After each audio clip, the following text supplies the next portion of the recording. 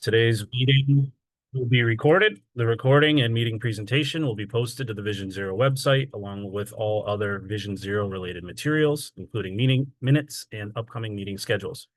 All panelists will be responsible to mute themselves until they speak. The question and answer field at the bottom of the participant pane will be used for public comment. Please refrain from entering public comments into the Q&A field until the public comment portion of the meeting takes place. That will take place at the end of the meeting, and participants can raise your virtual hand to signify a desire to speak and wait to be recognized. To do so, you may open the participant pane and click raise hand at the bottom of the panel. And as we just said, you can also utilize the question and answer field at the bottom of the participant pane. In-person comments will be prioritized ahead of those entered into the Q&A field. And with that, I'd like to turn it over to Council Chair, Commissioner Ippolito. Okay, thank you, Aaron. So just checking here, we have Department of Public Health, we have Department of Motor Vehicles on, we have Aging Disability Services, we have Chief State's Attorney's Office. Do we have Department of Education on? I don't see them here. And I know we will not have Lieutenant Cintron today from State Police. Yep. So, but we still have a quorum, so we can go ahead and get started. Want to thank everyone for joining us today. We're going to have an outside speaker, a few outside speakers today to talk to us about what's going on in the world of automated enforcement, or safety cameras, as many people call them, and then also talk about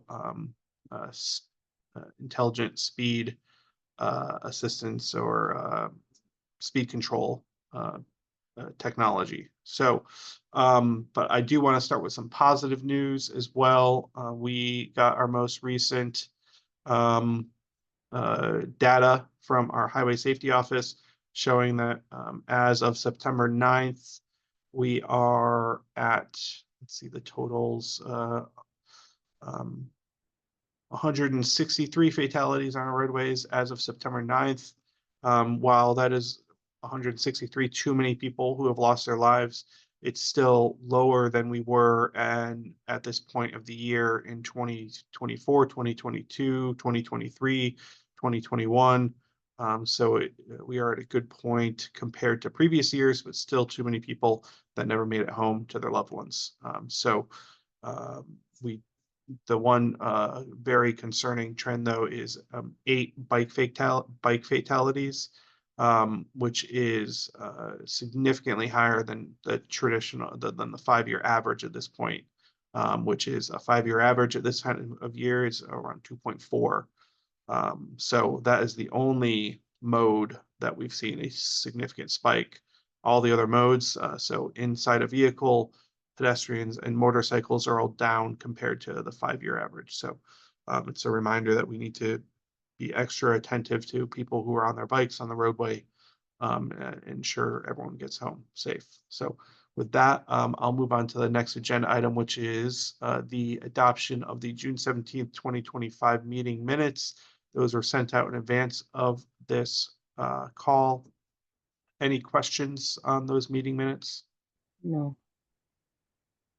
Okay. So I'm going to seek a motion to approve the minutes. So move, I'll do the motion. Oops. Okay.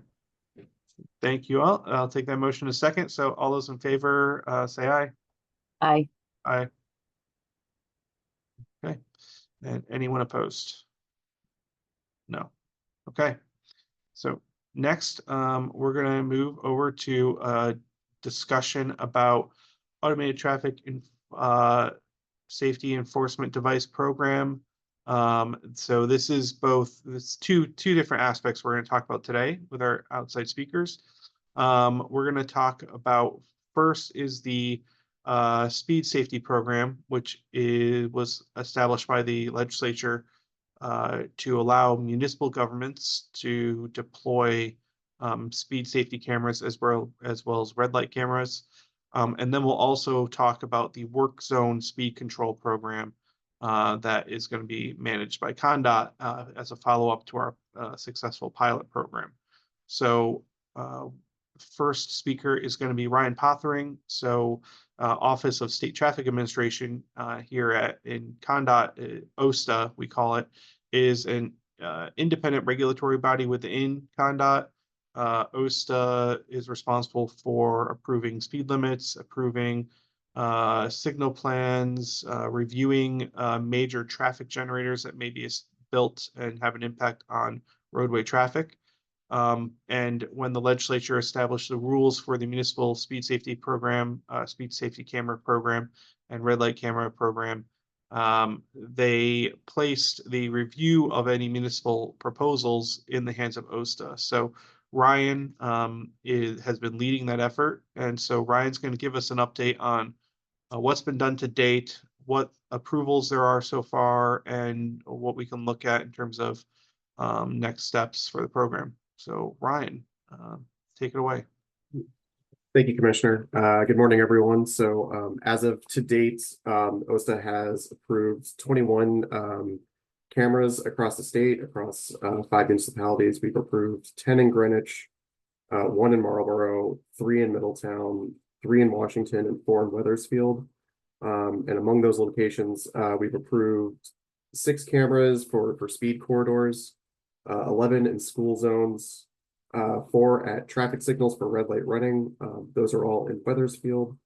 And then so far, we have not had any approvals yet for pedestrian safety zones in the state. And then right now, currently under review is we're reviewing 60 camera locations across 7 municipalities. We're looking at 1 in Beacon Falls, 6 in Fairfield, 14 in Hamden, 9 in Milford, 20 in New Haven, 7 in Stamford, and 3 in Stratford. And the breakdown of those locations are 20 speed corridors, 20 school zones, 20 red light running cameras, and none of those are pedestrian safety zones at this time. So in total, we have either approved or are currently reviewing 81 cameras across the state, across 12 municipalities at this time. Thanks, Ryan. And can you remind us when you grant approval? So Washington was the first approval, right? So when that's granted, what does the municipality then have to do? Do they have to report to you? Do they have to reapply in the future? How does that process work? So the way the process works is once a municipality gets approval, so we'll take Washington for an example, is they'll have to install the cameras at their location. They also have to do an education program to inform their residents of the cameras that are going to be going in place and at what locations they are. And then the day that the camera becomes operational is essentially the effectiveness date of the plan. So then once that first device is turned on, the municipality has the plan is good for 3 years. And at any point during those 3 years, the town can make any amendments to the plan, or they can resubmit additional locations to it. And any additional locations that, after they go through the OSTA review process, are approved with an expiration date as the same as that plan. Within 18 months of that device first turning on, the municipality is required to provide initial report on the effectiveness of the devices in the plan to the state legislature and the OSTA, and then they have to report on the effectiveness for every year after that first report. Right, great. That's helpful to keep tabs on when those reports will be coming in. So I guess my ask would just be if we can just make sure that OSTA shares, those are going to be public reports because they'll be sent to the legislature and to OSTA. So if OSTA can also, when they come in, just make sure to share to the Vision Zero Council as well, so we get a copy of them. Yep, we can do that as well. And then also all the approved reports are currently on the OSTA website. Susan, your hand up. Hi, good morning. Thank you, Ryan. This is really interesting data. So I do have a question. Actually, I have a couple questions. Can you repeat what types of locations? I got speed corridors, red light cameras, school zones. What were the other ones that? And pedestrian safety zones. So those are the 4 main locations as part of the legislation. Okay. And then you made you talked about after 18 months, the municipality needs to report the effectiveness of the sites, correct? Correct. So how are you expecting them to understand that effectiveness? So as part of the reports, they're supposed to submit data, like crash data showing either before and after the installation of the cameras, enforcement data, speed data, and then also draw comparisons to similar locations with the same, general roadway characteristics as the locations that have the cameras, but those that do not have any cameras currently present. Got it. All right. Thank you. You're welcome. And Ryan, just as a reminder for myself, when they submit the plan to you for approval, Yep. that often will, if it's for a speed corridor, or they will provide data on speeds, so they'll be able to use that as the benchmark, because that's pre-camera speed, so they'll be able to use that as a benchmark to show whether speeds have improved or not. Is that correct? Correct. Okay. Great. Any other questions for Ryan? Not seeing any. Okay, Ryan, thank you so much. you. Appreciate. I know you all are in the thick of it with a lot of ones coming in Yep. under review, and you keep. And it's not just you approve or deny. You guys spend a lot of time working with municipalities on refining their packages and having them resubmit and resubmit again. So I know there's a lot of effort that goes into it. So Thanks. thank you. Okay, moving on. Our next speaker, Jane Witherell, is with our Office of Construction. So here at ConnDOT, our Office of Construction is leading the effort to they ran our pilot program for work zone speed controls program. And so when we got the legislative approval to make it a permanent program, we did a solicitation to seek out a vendor to do this. And so while that solicitation has concluded and we're in the process of working on next steps, Jane, if you want to give an update of where we are in the process of that solicitation and what we're looking to do, and maybe what changes there are between the pilot program and this new permanent program, and how we might be deploying it in the future and what the timing looks like. Thank you, Commissioner.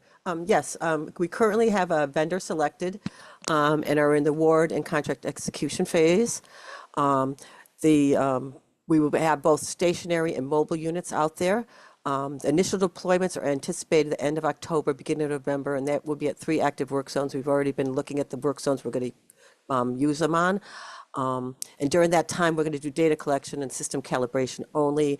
And also at that time, we have to get the back office set up, which the target is the end of 2025, beginning of 2026, and that is, coordination with state police, the MOU with the vendor, selected vendor, some training, and all that. So that's our goal. And then the plan is to have 15 deployments by the spring of 2026. Changes between the pilot and the permanent are now it's 10 miles per hour over the speed limit where we will issue the tickets and the warnings. Also, we are not just limited to limited access highways. We can put it on any roadways that have speeds over 45 miles per hour. So those are some of the major changes so they'll just be on secondary roads, not just limited access highways. So, but right now we're, working, we have an award and contracts for the execution stage. So we're working on it and moving ahead quickly, as fast as we can. So. Thanks, Jane. Yeah, the change to allow some of those secondary roads in, those are often the most dangerous for workers because of sight lines or speeds that we see there on some of those secondary roads, the back roads where crews are working. So it's important to allow, automated speed control on those locations as well. Yes, and that's why we have both stationary and mobile units, because some of the stationary units are quite large. So the mobile units, we're picking out. And we're also working on right now a forum for the construction to request the cameras on their projects if they see excessive speeding. So we're working with our consultant who's also helping us manage the program, the system administrator on all this. We also, the Know the Zone, we're working on all that to get that posted out there to let everyone know what speed cameras are coming, and then also know the locations and all that. And so We got a lot going on, a lot of things turning behind the scenes. And we will, and just remind me, you know, we will still need to do public notifications, post locations on the agency website, and I think notify municipal officials before any are deployed, correct? Yes, correct. We would notify we have this standard template now that's in Compass to notify towns, so we'll be using that Compass template. We will also have the Know the Zone will be posted with locations. We're also going to be having a dashboard, so eventually, so once people can see how many tickets have been issued and all that. So yeah, there's a lot that's going to be up there on the website, and we just refreshed the Know the Zone. We picked a new logo. Going with our new rebranding. And also, we're going to also probably ask the selected vendor, he said that he would put our Know the Zone on the equipment. So that way there will be a differentiation between the actual municipal speed camera areas and the DOT. So they'll know, yep, it's a DOT, not the municipal. So that's another thing we're working on. So they would know the difference. Great, thank you. Any questions for Jane? Don't see any hands up. Okay, Jane, thank you. Just once we do select a vendor and get the website stood up and everything, if you could share that with the council so we can all be aware when that goes live. Yes, we will do that, definitely. Thank you. Thank you. Okay. Moving on. Next item is having our subcommittee update. So just a reminder, we were talking with the subcommittees earlier this year and asked them to work on some logical areas to focus on, really to review some of the policies that were established in Public Act 23-116, which was the Vision Zero bill that passed a couple of years ago, and other safety related initiatives to, we all thought as a council it would be important to go look back and see what we've done to date and really evaluate the impacts of those policy changes. Are we having the intended outcomes that we pursued? So, we shouldn't just keep pushing forward with new initiatives. We should make sure to always pause and look at what we've done. So, Aaron, if you want to run through and introduce each of the co-chairs and for them to talk about what they've been doing for the policy reviews. Sure. Thanks, Commissioner. Yep. First up, we're going to hear from our engineering subcommittee co-chairs. And as most of you know, that's Natasha Patu of CTDOT and Chuck Harlow. Good morning, everyone. The engineering subcommittee met recently on September 2nd. We were tasked with reviewing Complete Streets policy and implementation as part of projects, as well as the Centerline Rumble Strip policy. In advance of the meeting, an email was sent out to the committee members to start having conversations with those around them, people they work with, the municipalities, to bring feedback to the meeting. So for the Complete Streets, I'll start with that one. A lot of the feedback was very positive. After the initial hiccups when it was first rolled out for projects that were currently in design to redesign to incorporate Complete Streets, there was a little bit of a challenge. But since that initial, the comments have been that it seems to be the default is to include Complete Streets right from the beginning on the onset of design. Some of the comments we received were also that the municipalities and the COGS do see the benefit of the Complete Streets policy, like the guidance documents that the CONDOT has provided, and they are starting to try to incorporate that at the municipal level within their projects. So that's some of the feedback. It seems to be very positive for the Complete Streets. There were a few factors identified that just minor tweaks that we may need to make to some of the policy, but very minor. And then the continued focus is on vulnerable road users. So one thing the common theme that came up for the Complete Streets policy was that people have recognized that there has been a mindset shift to focus on vulnerable road users and making sure that the design for projects incorporate all road users. So that's very positive.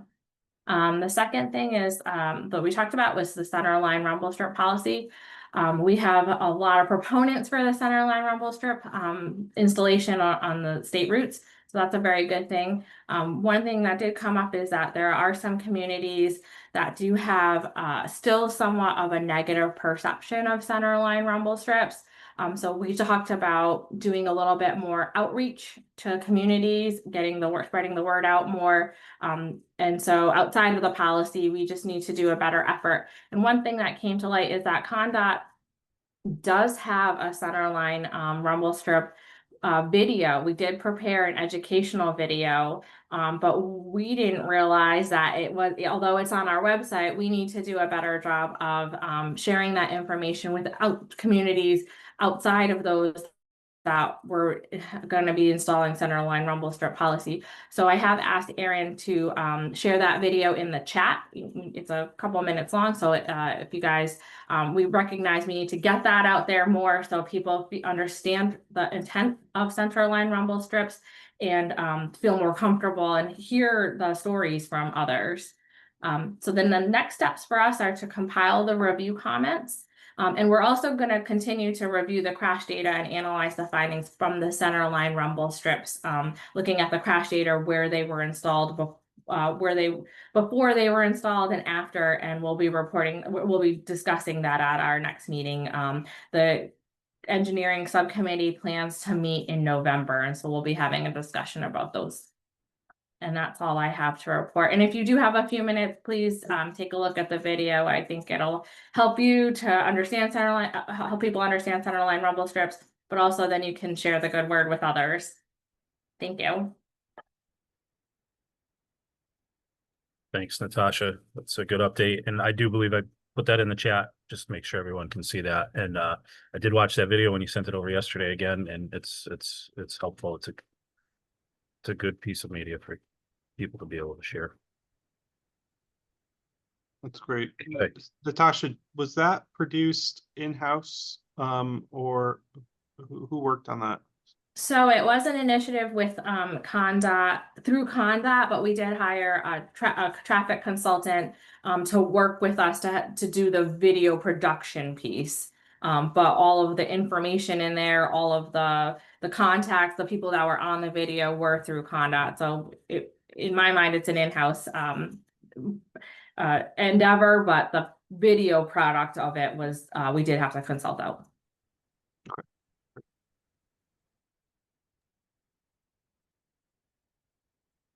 Right. Next up, we're going to hear from the enforcement subcommittee. And right now that's chaired by Terry Thompson.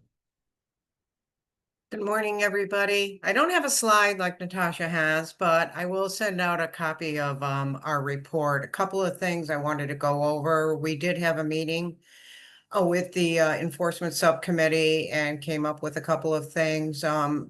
Commissioner, you had requested information on an enforcement data review on the slow down, move over. I've been working closely with Joseph Greenlish, who is the Director of Performance Management over at Judicial Branch. I still have to reach out to the Department of Motor Vehicles on exactly what happened with any of the prosecution that did take effect for those. Just a briefing on some of that.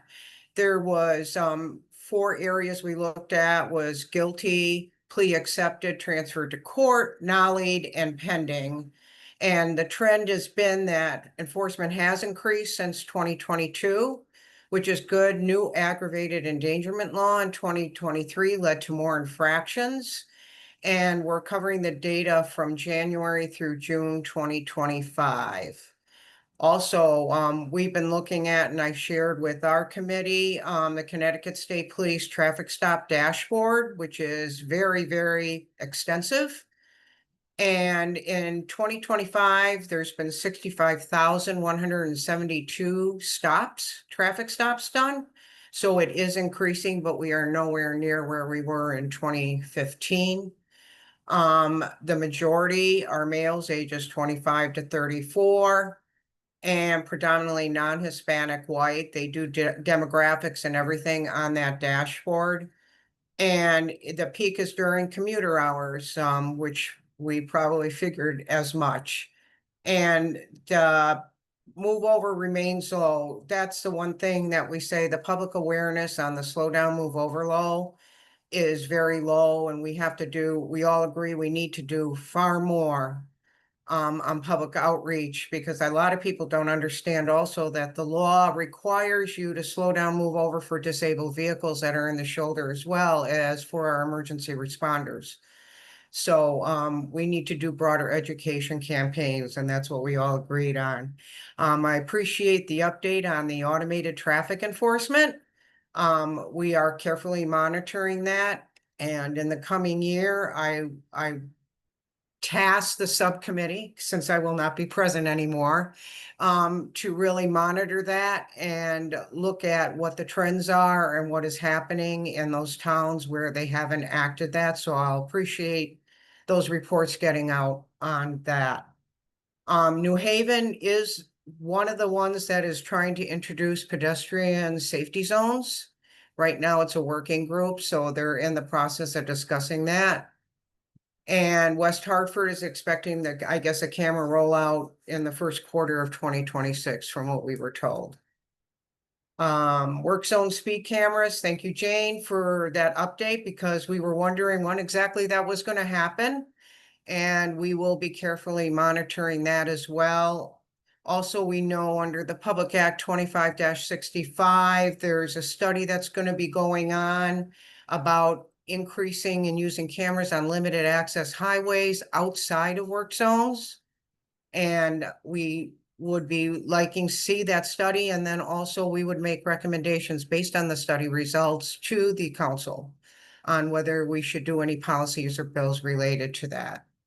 Law enforcement engagement, we need more participation, especially on this subcommittee, to get more say from them and what exactly their concerns are. We've had limited police presence on it, and as you know, Sergeant Acapora, who was my co-chair, is no longer the co-chair, so I'm working with Aaron to try to come up with new chairs for our subcommittee.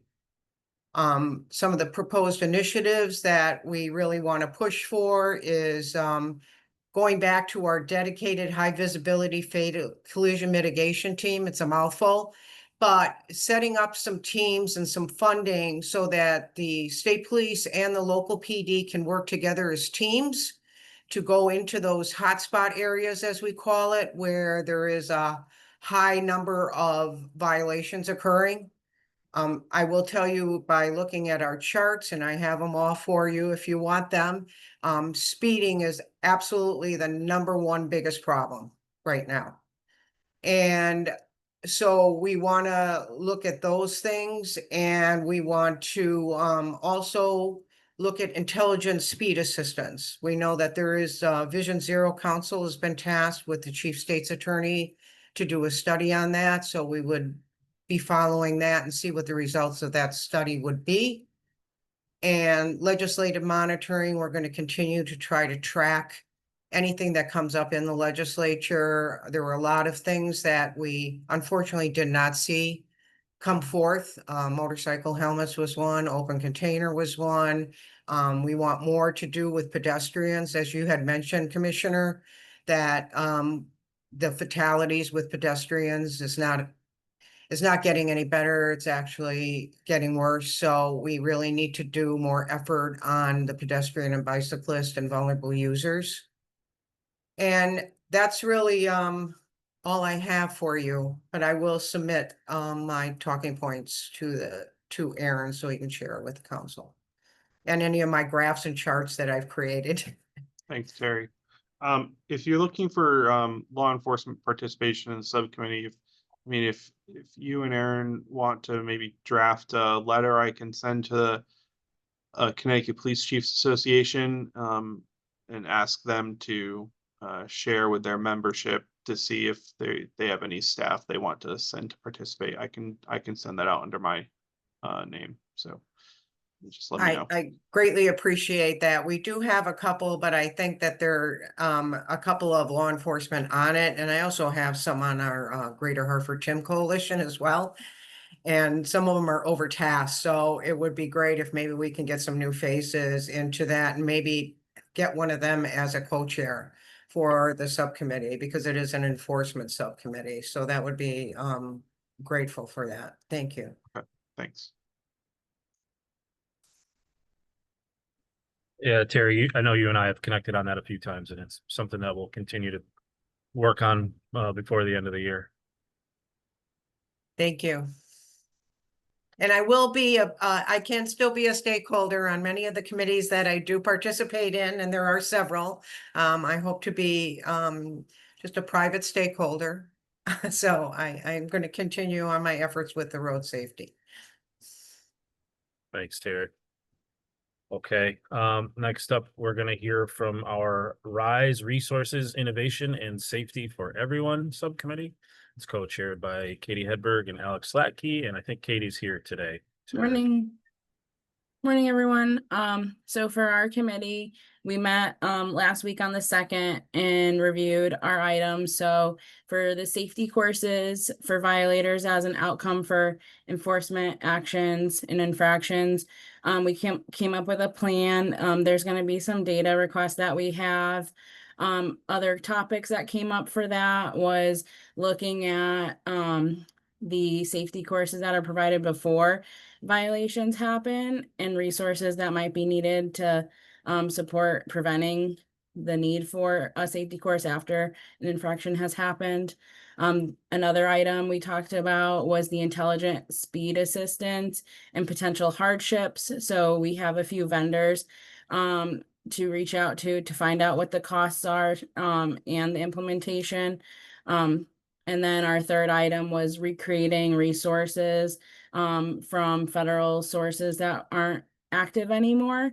And part of that too is going to be creating some new resources that are easy for members of the public to see. So our first one will be featuring sidewalks. And that's going to be something that we work with across each of the committees, since education and engineering have items that they might want to add. So those are just some of the things we talked about.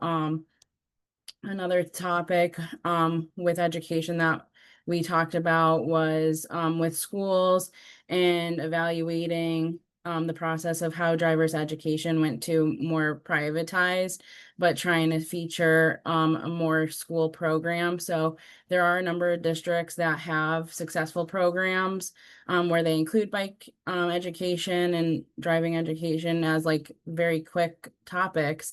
But we wanted to put together like best practices to highlight what other municipalities are doing and how others can replicate.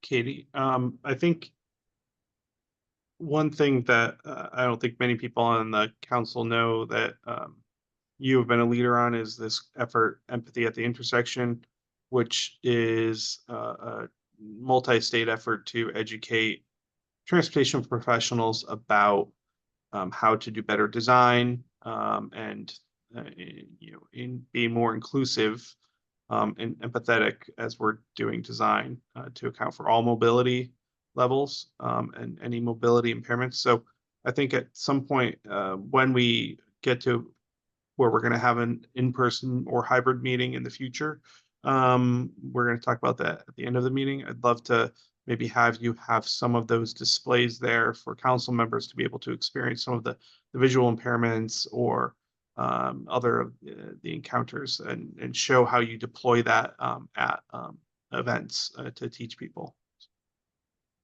Definitely, we can have that. Yesterday we had a training with the T2 Center for ADA trainings, and we had that as the break during the classroom. So I think this would be a good point to bring it to the committee. Great, thank you. Thanks. Thanks, Katie. And And next up, our Education Subcommittee. It's co-chaired by Ernie Bertothy and Sean Formica from DMV, as well as Amy Watkins of Connecticut Children's. And I believe Sean will give the update today. Good morning, everyone. Thank you. I'm pleased to provide a quick update on some of our recent initiatives, particularly on the safe driving video, as well as the work zone safety course. The 5-minute safe driving video that was designed to enhance road safety last November. It's aimed at providing all motorists with essential information that promotes safe driving practices. This video touches upon different topics such as the move over law, how to navigate through crosswalks and areas where there's a stopped school bus or even an ice cream truck. It addresses the Doring law, car seat safety, and even the responsibilities of using a cell phone while driving. We're continually here at the DMV exploring ways to elevate the visibility of this video. It is an important resource, and we'd like to ensure that more motorists are benefiting from this information. I'd also like to highlight that this video has been integrated into the online license renewal option. It is listed as a step. So if you go onto our website and you're renewing your driver's license online, it is listed. Watch this video. It's available in either English or Spanish. We do encourage people to watch that prior to renewing. In our ongoing commitment to improving driver safety, we're also working alongside DOT to create a new online work zone safety course. This course will eventually be mandatory for new drivers as well as those required to take a driver retraining course. We've identified a vendor, and we're definitely working diligently towards deploying this course in the near future. That's all I have for you guys today. Any questions? Are we taking questions at the end?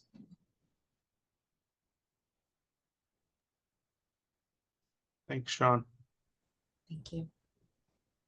Sean, can you or Ernie send out a link to the video? Is the video, the 5-minute like safety video, available to watch even if you're not in the process of renewing your license, just so you could send out a link to that to the council members? It is. Oh, You know what? I just there tried you to go. drop it in the chat. You know what, Commissioner, let me retry. The links didn't stick. I'll do it in a moment. Thank you. Thank you.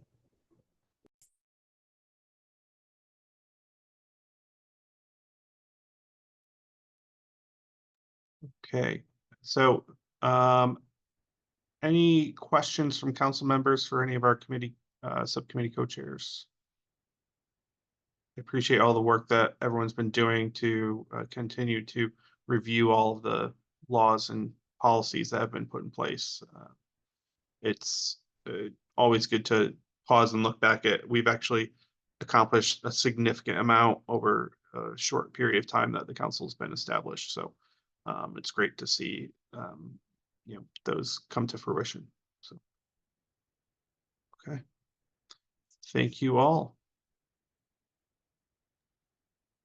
Commissioner, I think I'm sorry, before we move on, is there any guidance for the subcommittee co-chairs for prior to the next meeting? Should they plan, what should they do? Like, what should they be prepared for December?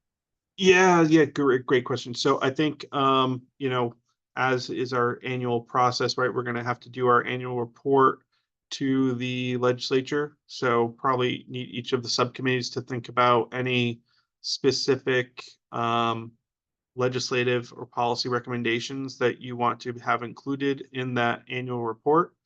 I think that should be the focus, and a summarization of the policy review. I think having that draft, it doesn't need to be completed language, but have some draft for us to review at the December meeting, or to be discussed at the December meeting would be helpful, because it is, as most people know, there's a long legislative session and a short legislative session. So next year is a short legislative session where they convene in February and only go through beginning of May. So there will be limited time for them to do significant legislative acts, but we still want to make sure to submit a report on time, include any proposals from each of the subcommittees and also include your policy review so that I know the chairs of the Transportation Committee and the rankings of the Transportation Committee are very interested in what's been accomplished to date by the Vision Zero Council. So if you have some drafts on that by the meeting, then we could have a discussion at the meeting, and then we can do a work on refining a final packet of materials for the council to consider before the submission date.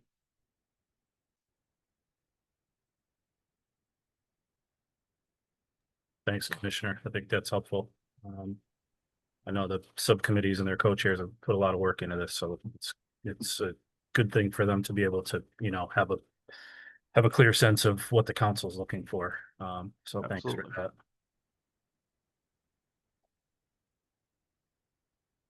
Okay. Anything else before we move on?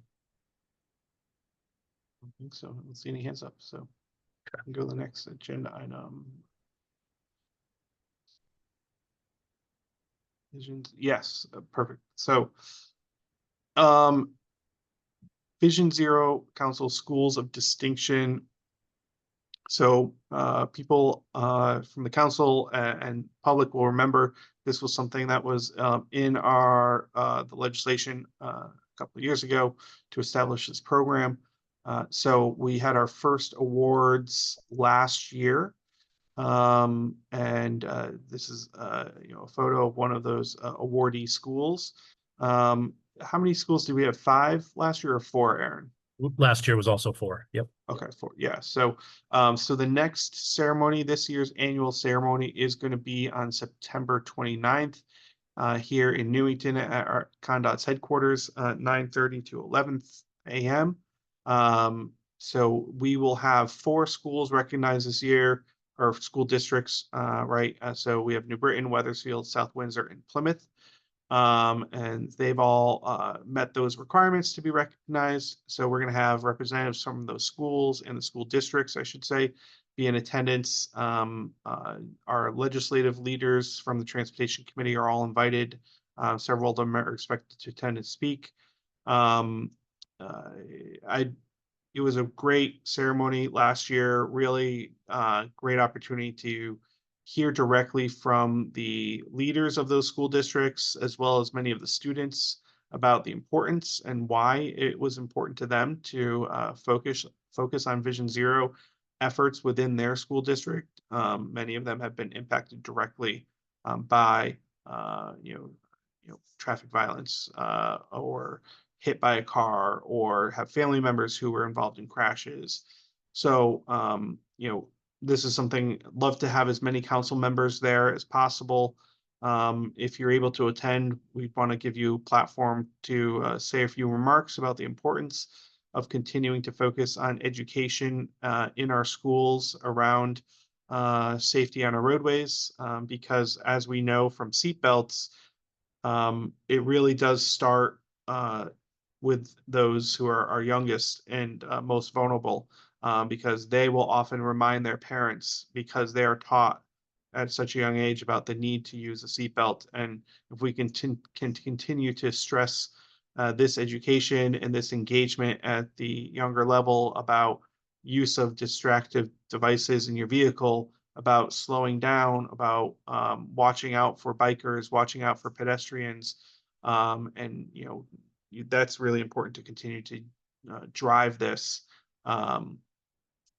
at this level at the school district. So as many council members as can attend, would love to have you on. Aaron, anything else to add on that? No, I think you covered it. I agree. This is another great program, and you know, like you said, I mean, it's a direct result of the work done at the subcommittee and at the council. So it's nice if folks are able to kind of come and, you know, see their recommendations actually working. Especially, you know, one of the things that I attend many of the subcommittee meetings, and education tends to come up across all 4 subcommittees, and education countermeasures are something that seems like all 4 subcommittees and many of our safety stakeholders continue continue to push to try to use as a countermeasure, because it's a logical one, and this program, you know, really kind of meets that need. So just to echo your call for any support from any of the council members who can attend, or subcommittee co-chairs or subcommittee members. It was a good event last year, and actually just got a message during the meeting. Our signs are complete, so we're going to have our signs to give to our district representatives. So we look forward to that. Perfect. Thanks, Aaron. Okay, let's move on to the next agenda item. I think our next speaker is joining us. This is one of those items that was in the legislation last year. So intelligent speed assistance, or ISA study. So this was something that the chairs of the Transportation Committee and ranking members tasked us with under Public Act 25-65, where the council has to work on a study to report back to the legislature on the use of ISA. And so this is using technology to control an individual's speed from within the vehicle, as kind of a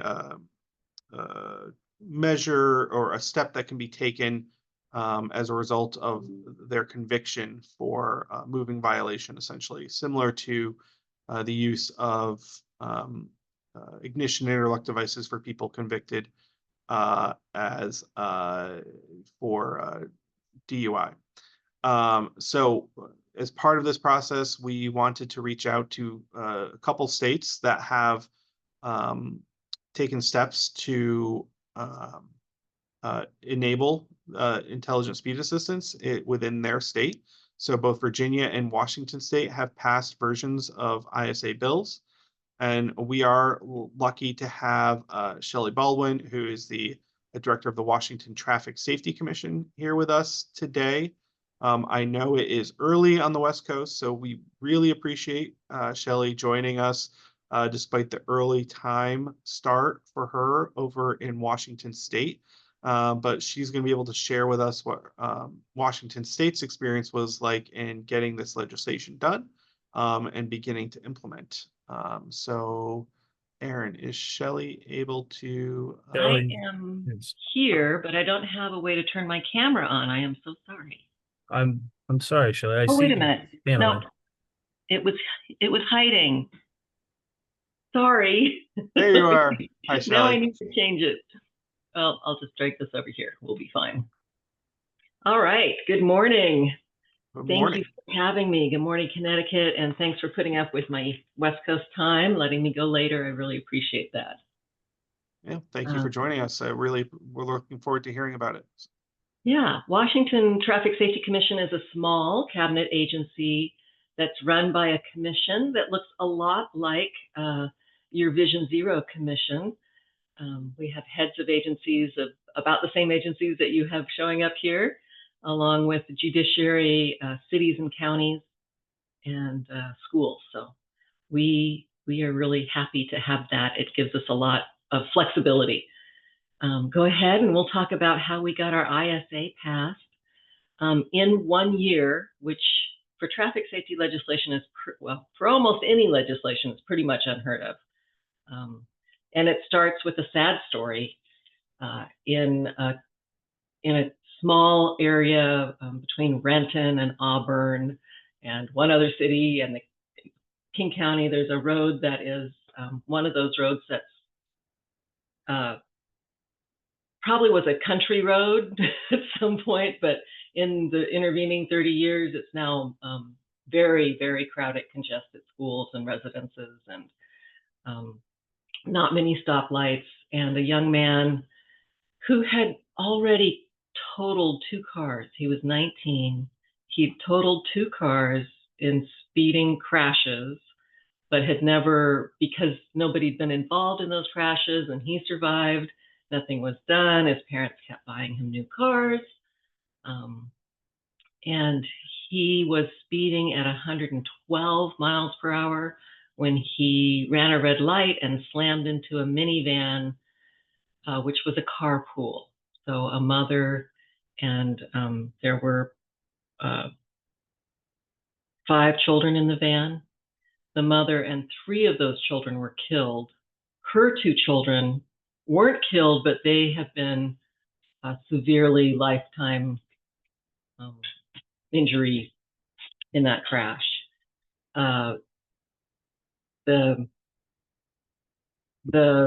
Let me see. Go ahead and advance another slide. So Representative Marie Levitt was their legislator. She was not involved in the transportation. I'm sorry, I have a puppy that's being rude. Down. Thank you. Sorry about that. She was their representative. She turns out, I had not worked with her before, but she is a powerhouse, and she was willing to make compromises throughout the bill just to make sure this legislative piece got done immediately.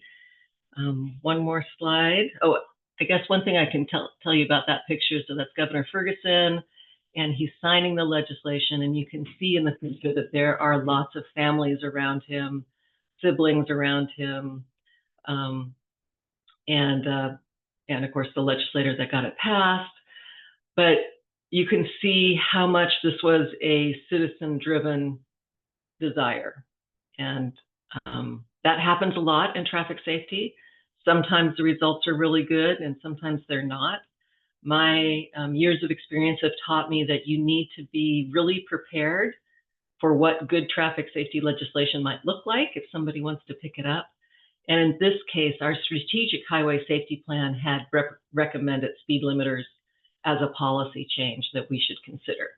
So the timing was, we had the right thing in place for the right time. Go ahead, next slide.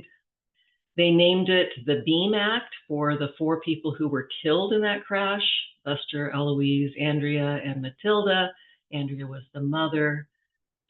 You know, her husband now has 3 children,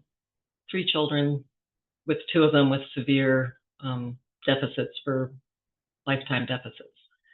So shortly after this crash happened, in the same neighborhood, another 20-year-old male driver was driving a big pickup truck coming from Lake Washington, where they'd been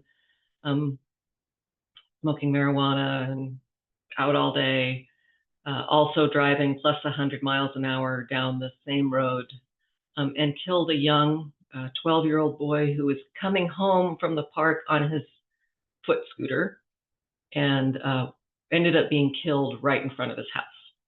So 2 very graphic, very tragic back-to-back crashes that also helped get this passed. So next slide. Our law was House Bill 1596. You can find that on our legislative website if you want to see the actual wording of it. But it requires the use of intelligent speed assistance devices as a condition of a temporary restricted or an occupational driver's license. And I'll talk about which circumstances that comes in, but I will tell you that one of the things that helped this pass was a extended implementation date. So it won't really be completely effective until 2029, although judges can order it now. But pushing it out was one of the things that helped agencies get ready to implement it, and I think helped with a sense of comfort that it wasn't going to just shoot out of the barrel and not be effective right away. Next slide. So one of the brilliant things I think that this law did was it defined dangerous speeding. And when it first came out, dangerous speeding was defined as 20 miles an hour over the speed limit. But one of the representatives said, well, wait a minute, that doesn't sound good for a neighborhood. So the final negotiation, which was suggested by my legislative liaison, who is very smart, he said, let's say it's just 10 miles an hour over the speed limit if the speed limit's 40 or less, and then 20 miles an hour over if the speed limit is greater than 40. So that gives it, you know, one of the places where we see a lot of problems is with pedestrians, and those are generally in those under 40 speed limit areas. And, you know, that 10 miles an hour over really impacts the pedestrian. much more. So I was happy that they defined this dangerous speed limit. And next slide. So it is required that a judge order this device when a person has a reckless driving conviction. Right now, reckless driving is kind of in that gray area. You might pay a $550 fine and get your license removed or suspend it. Consequences aren't really great for reckless driving up until this point. And so now that person will get 150 days of speed limiter device after their license suspension ends. So that's great. And then next slide. It also gets installed if a person has either 3 traffic infractions within 1 year or 4 traffic infractions within 2 years. And one of those traffic infractions constitutes a dangerous speeding infraction. And that person also gets a speed limiter device for 120 days following their 60-day license suspension. So we really are covering a wide range of what was easily seen as dangerous behavior that needed to be addressed. And that is a problem. Multiple speed offenders happen. So next slide. That's what we've got. That's my contact information. I know we wanted to leave time for questions. And you know, I know what you wanted to know is how did we get it passed in a year? And I really think that this particular legislator was forceful and willing to compromise, and the industry itself carried out a very massive campaign behind it, which really helped. So they met with legislators, they took them on drives to show them the device and how it worked, and that made people comfortable with it as well. So we were able to testify as to the dangers of speeding and what was happening in our state. This comes also at a time in our state where we, over COVID, saw nearly a 50% increase in traffic deaths. We've been talking to the legislature about this since 2021. We've been showing them how speed was the factor, even if it didn't necessarily get tagged as the reason for the crash, or the factor in the crash. Really, that was what had changed pre and post COVID, was speeds really increased in Washington. So they understood. We've been talking about speeding for a while. I know sometimes speeding gets left out of the conversation. You often hear everybody speeds, it's not a big deal. And we've been showing them that everybody doesn't speed and why it is a big deal for the last 3 years. So that probably helped as well. Thank you, Shelley. This is fantastic to be able to hear from you directly on that initiative and that effort.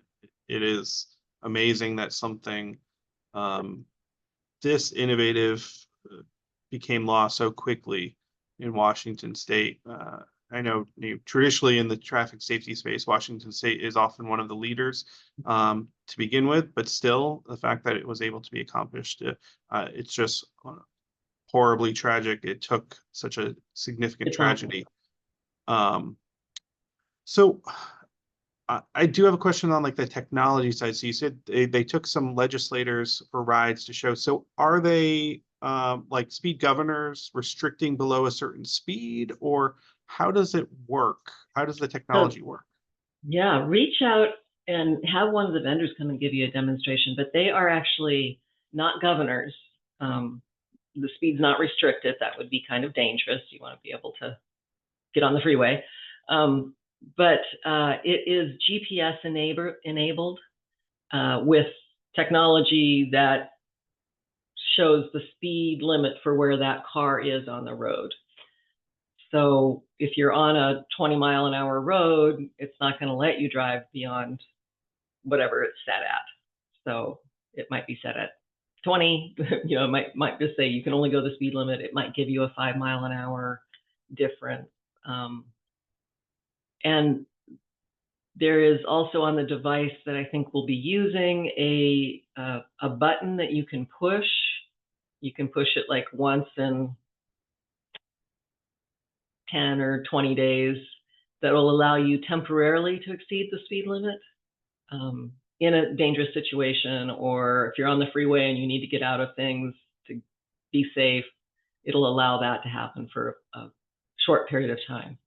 But in general, no, you're restricted. Your car just won't go faster. You can put the pedal all the way down and it just keeps you at that limit for the speed limit. Okay. That Okay, Yeah, so it is tied That's to the the intelligent part of the speed Yeah. limit. Yeah. Like, Yeah, it's tied to, it uses the mapping technology that, like, when you use Waze or Google Maps, it knows what the speed limit is on that roadway. So it's essentially a similar concept. And then it uses that speed limit for the roadway in which you are on to then Yep. impose that limit. Okay, so Yeah. And I think that there may be a market for this, for people who just want to make sure they're going the speed limit, for families who have young teens. You know, right, there- yeah, I was gonna say, like, people probably want to put this in their kids' vehicles. And what about, so is the similar, like, when we have ignition interlock devices used in our state, you know, the violator has to pay for the cost of installation, and then we have, and my DMV colleagues who are on the call can probably correct me, but I believe there is a process where, you know, if they're unable to afford it, there's a process whereby the state can help, you know, cover those costs. So how Yeah. does this work? Is that So similar? the same is true for ignition interlock, which made that an easy pattern to follow for this device as well. So our Department of Licensing runs that portion of the ignition interlock program, and they will also run the portion of this intelligent speed device program too. And they'll pay a little bit more, those that can, and then we'll build the fund from those offenders for people who are below the poverty line or whatever criteria they set. Yeah. Great. Those are the details that get worked out in that long Yeah. run up. Yeah, and I imagine there's gonna be, like, you know, some staffing or costs to the state agency, the Department of Licensing, as you call it, right, to administer it, or judicial or someone, so that'll give them time to build out that capacity. Yeah, and hopefully also time to educate judges, because that's where the orders will initiate about the device, so they're comfortable ordering it, about the fact that there's help for people who are indigent, so that they can feel comfortable ordering it, even in those circumstances. Great. Council members, any questions? See any hands up? I know this will be helpful to get use your information to inform the study that we're going to give to our legislature. If you'd be able to provide us with or put us in touch with any of those vendors, because I think that'd be helpful for us to be able to maybe talk to one of those vendors to get have them maybe demonstrate the technology to us too. That would be helpful. Yeah. So LifeSafer. Okay. So in general, LifeSafer and Smart Start, who are vendors of Smart Start. Okay. Yep. Are vendors of ignition interlock. Yeah. Will have these devices, have developed these devices. So if you have that infrastructure already built out for ignition interlocks, you've got the infrastructure built out for the device as well.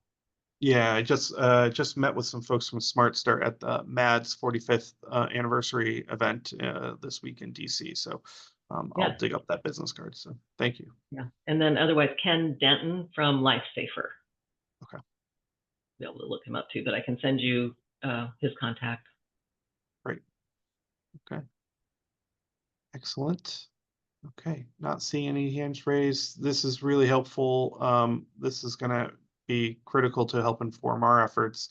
There's a lot of interest in our legislature on this topic because, similar to you, like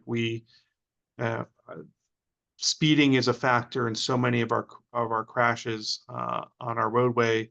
Even though impairment is 40% of our crashes, still many of those also involve speeds. And then there's the speeding ones that do not have impairment. So having some focus. This past legislative session, there was a huge focus on speeds, and we weren't able to get a lot of things done that we had wanted to.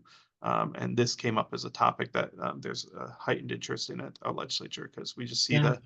the in excess of 100, 110, 120 mile per hour speeding events on a routine basis now.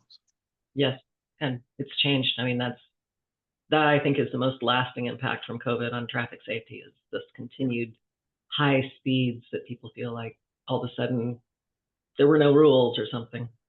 Yep. Okay. Well, thank you so Great. much, Shelley. Thank you for starting your day. Absolutely. Oh, this was great. You didn't make me get up early at all. Appreciate it. Thank you. Thank you very much. Bye. Thank you. Okay.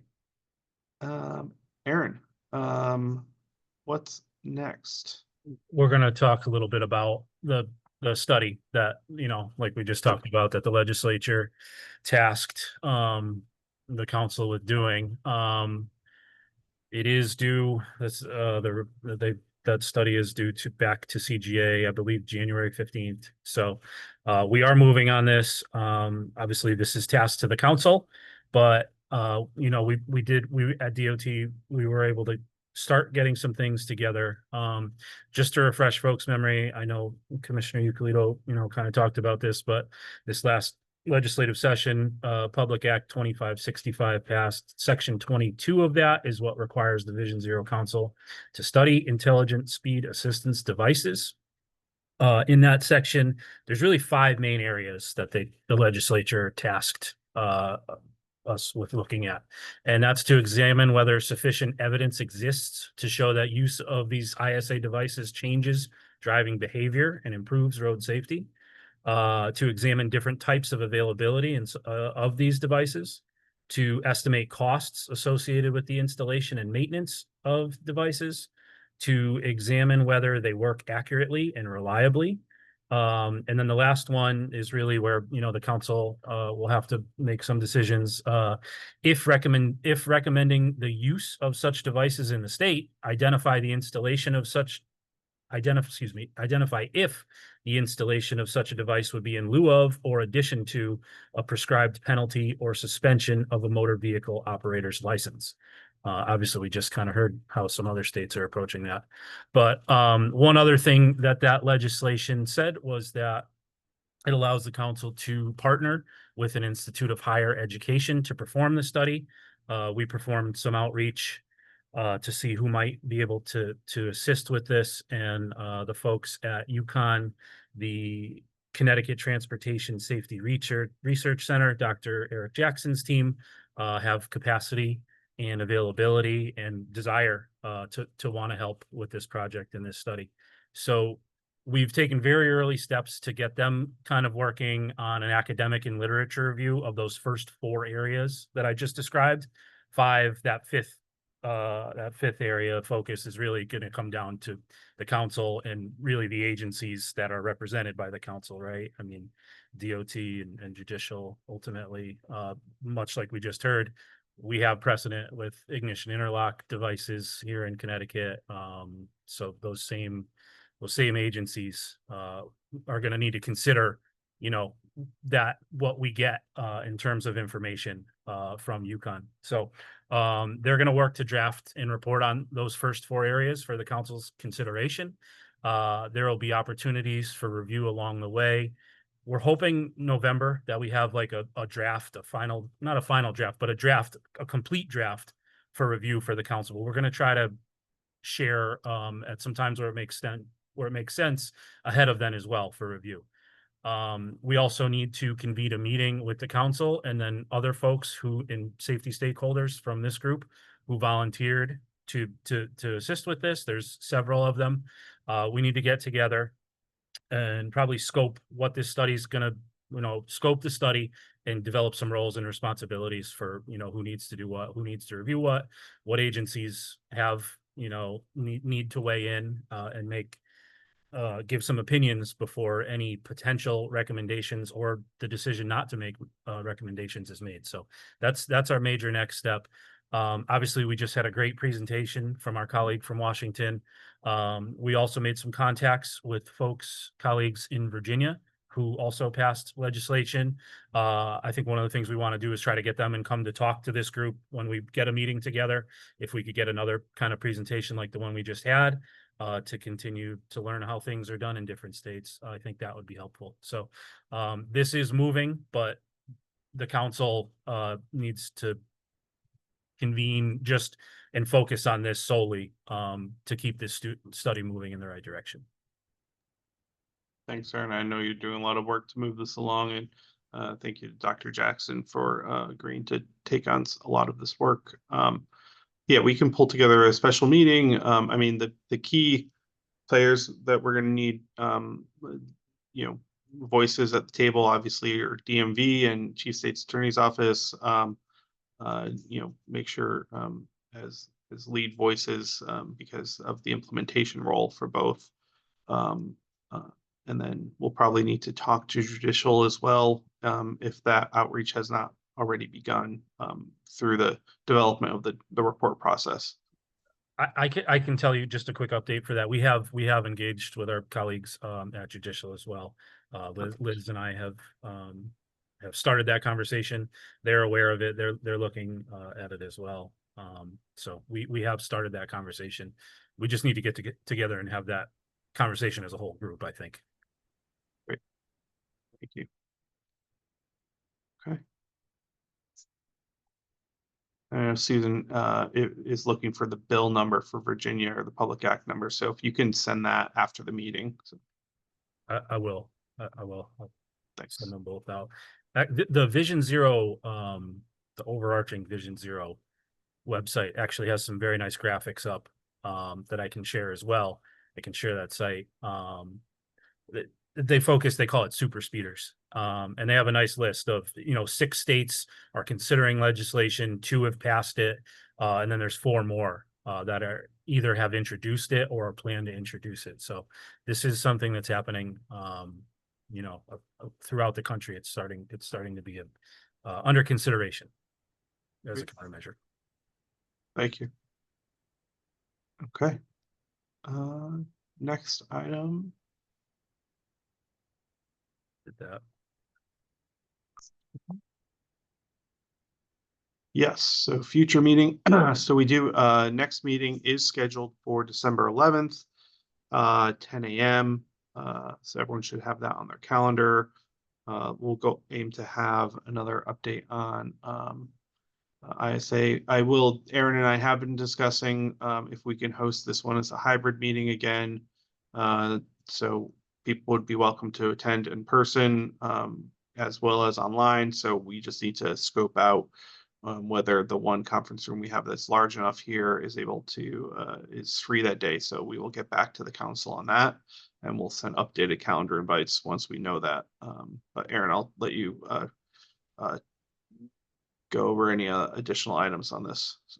Yeah, no, I think you covered most of it. We're, as far as this year goes, we just have the one quarterly meeting. It sounds like the subcommittees have a little bit of work to do in between now and then to kind of finalize some draft language in between now and the December meeting. And yeah, we'll work to see if we can't get some space set aside to do a hybrid in person for the next one. And I'll notify folks about that. And we'll try to get a municipality on the call too, to talk about their use of speed safety cameras and what they're seeing. Because I know we wanted to get Middletown here. They weren't able to attend, but they had some pretty significant data on the efficacy of the tool so far. So it'd be helpful to get them on a meeting. So. Yeah, they're engaged, and they want to be here. Unfortunately, just due to some schedule changes, they couldn't be here today. I don't know. There's 2 ways we could do that. We could do that at a December meeting, or maybe we could have an enforcement subcommittee meeting and invite everyone to that, and they could do it there too. We could talk to Terry about it. But either way, Middletown is engaged and they want to share their experience. Great. Okay. Next. Okay, we could do public comment. Bear with me, I can read the rules one more time. As a reminder, the question and public comment takes place at the end of the meeting. Participants can raise their virtual hand to desire to speak. Wait to be recognized. To do so, you can open the participant pane, raise your hand at the bottom of the panel. And you can also use the question and answered field at the bottom of the participant pane. In-person comments will be prioritized ahead of those in the Q&A field. Let's see. Don't have anything in the Q&A. And I don't see any raised hands currently.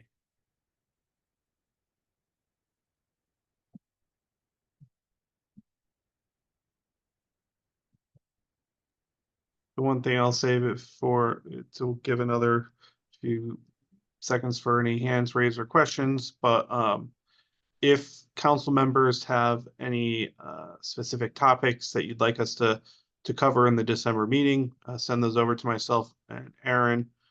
Same thing with subcommittee chairs. If there's a specific topic you want us to highlight at the meeting that has not been highlighted yet, we can work to schedule that for the December meeting. So just feel free to send those along to us.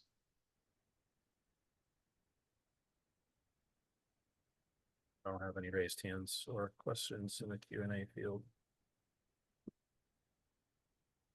Then seeing none, I will seek a motion to adjourn.